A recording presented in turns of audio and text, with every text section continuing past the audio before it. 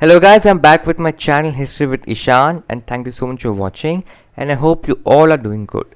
Wishing everyone a very happy Independence Day, and it's been 75 years, yes, and it has been a very long and arduous journey as a nation because we have achieved a lot of things and there has been ups and downs, but yes, but we did achieve and we did make it, and let us all strive to achieve even greater heights by staying united in the future. So, on this very special occasion, I want to talk about the Santhal Rebellion when tribals rose to revolt, because it's a very important topic for everyone us to know, and it began 2 years before the First War of Independence. So, the First War of Independence was in 1857, so it began in 1855 and it got stretched to 1856. So, let us begin. The Santals are a tribal community mostly concentrated around West Bengal, Bihar, Odisha, and Jharkhand. And we should be very proud that our woman president, our Madam President, the current President of India, the new President of India, Smt Droupadi Murmu, also belongs to the Santhal community.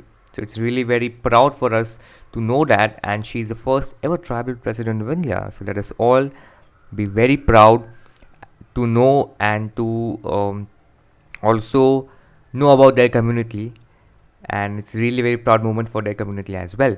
So in order to create an ideal society to ensure regular flow of revenue, the British cleared forests and turned to settle agriculture by growing crops such as jute, poppy, and indigo.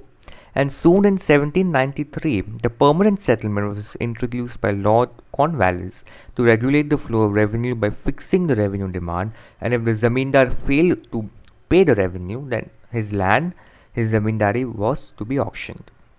To cater to this criterion and create this new group of landlords or zamindars, the British gave away large tracts of land that belonged to the Santals to anyone who would ensure the British fixed revenues.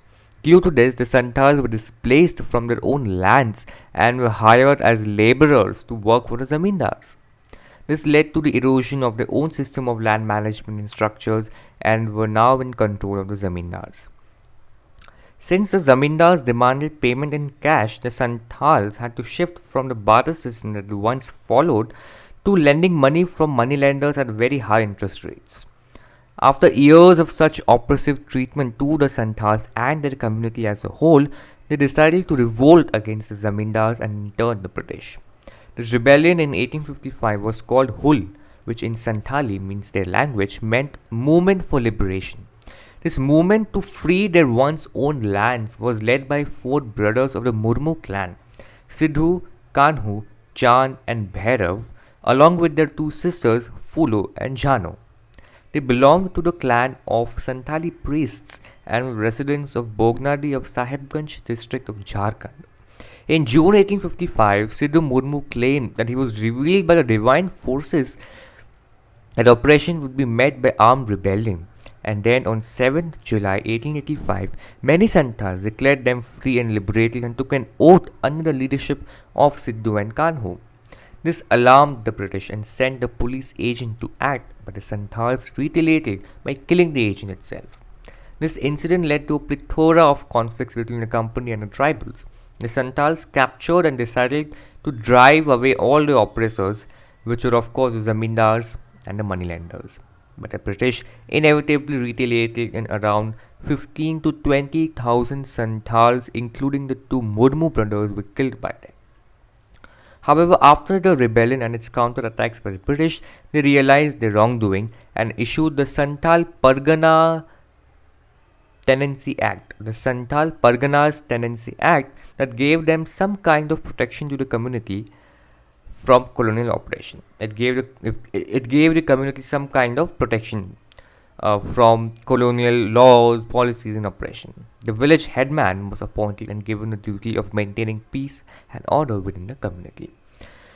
So this was about the Santhal Rebellion of 1855 to 56, which is very important for us to know because it shows how localized leadership and localized struggles were also very important and also paved the way. In some way it paved the way for freedom and it led to independence. And it also shows us how the community were shaping the notion of freedom, was shaping a different notion of freedom. And as we all know that during that time there were really a diverse variety of people in India. During that time we had the merchant class, we had the elites, we have the farming community, we had the tribal community. So everyone had a different notion of freedom, but they all wanted to gain Swaraj, basically, political independence. So these all localized struggles, if we talk about the Santhal Rebellion, if we talk about various other tribal rebellions, if we talk about the 1857 revolt against the British, this all had different kind of reasons, its causes, its effects, but it all actually aimed towards the target of achieving political independence, Purna Swaraj, complete freedom from the British. And they did, in fact, after a lot of years, but they did, in fact, and now we are free, and it's been 75 years of this glorious journey where we have achieved a lot as a nation in economics, in medicine, in education, in literacy rate, in many other things. So this was it for my 35th video. I hope you liked it. If you did like, please hit the like button, comment down below your views, share it with your family and friends, and also subscribe to my channel History with Ishan for more updates from Indian history.